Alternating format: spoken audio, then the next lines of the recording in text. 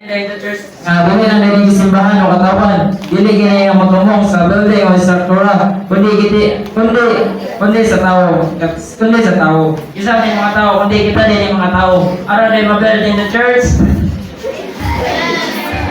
Araw din na mabuild in the church. Kinahanglan dili ta makikusa, kinahanglan dili ta mawanis. Kung dili ta mawanis sa matagusan nato, dili gid ni mabuild in the church. So, kinahanglan dili ta makikusa diya sa matagusan nato.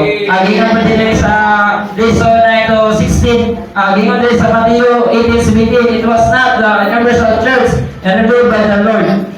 In Matthew 16, but only part of the universal church based on the body of Christ. So, the body of Christ today, the body of Christ today, so, we also need to recover from the apostolic ground